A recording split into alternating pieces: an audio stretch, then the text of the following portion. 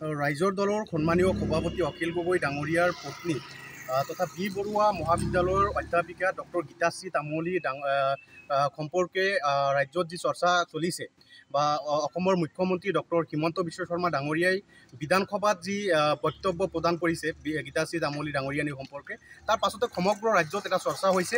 আৰু এই চৰ্চাত আমি দেখিবলৈ পাইছোঁ যোৱাকালি AIUDF দলৰ মুৰব্বী মৌলানা বদৰুদ্দিন আজমল ডাঙৰীয়াই এণ্ট্ৰি লৈছে আৰু তেখেতে গীতাশ্ৰী তামুলী ডাঙৰীয়ানীক অপমানসূচক তেখেতে মন্তব্য দাঙি ধৰা আমি দেখিবলৈ পাইছোঁ।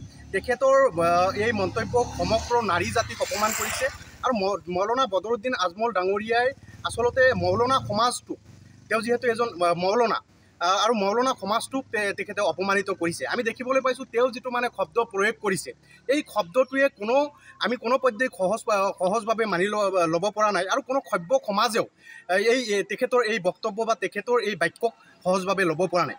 আমি দেখিবলৈ পাইছোঁ যে ধুবুৰী লোকসভা সমষ্টিৰ পৰা বদৰুদ্দিন আজমল ডাঙৰীয়াই 3বাৰকৈ সাংসদ নিৰ্বাচিত হৈছিল আৰু যোৱা লোকসভা নিৰ্বাচনত বদৰুদ্দিন আজমল ডাঙৰীয়াই ব্যাপক ভোটত 10 লাখ ভোটৰ বিনিময়ত তেখেত পৰাজয় বৰণ কৰিবলগীয়া হৈছিল। আমি অনুমান কৰিছোঁ তেখেতৰ যিটো এই পৰাজয় 10 লাখ ভোটৰ ব্যৱধানত যি পৰাজয় আৰু এই পৰাজয়ত অখিল গগৈ ডাঙৰীয়াৰ অৱদান থকা বুলি তেখেতে নিজেই অনুমান কৰি লৈছে আৰু তাৰ কাৰণে অখিল গগৈ ডাঙৰীয়াৰ প্ৰতি তেখেতৰ যি ক্ষোভ, সেই ক্ষোভৰ বহিঃপ্ৰকাশ স্বৰূপে কালি তেখেতৰ যি মন্তব্য বা গীতাশ্ৰী তামুলী ডাঙৰীয়ানী সম্পৰ্কে যি মন্তব্য, এই মন্তব্য তেখেতে কৰিছে। আমি AIUDF দলক স্পষ্টকৈ আমি ক'ব বিচাৰোঁ আৰু তেখেতসকলক আমি আহ্বান জনাইছোঁ যে তেখেতসকলৰ যি মুৰব্বী মৌলানা বদৰুদ্দিন আজমলক অতি শীঘ্ৰেই তেখেত মানসিকভাৱে বিকাৰগ্ৰস্ত হৈছে, তেখেত পাগলাক হৈ পৰিছে। গতিকে বদৰুদ্দিন আজমলক অতি শীঘ্ৰেই তেখেতৰ মেণ্টেল ট্ৰিটমেণ্ট কৰিব লাগে।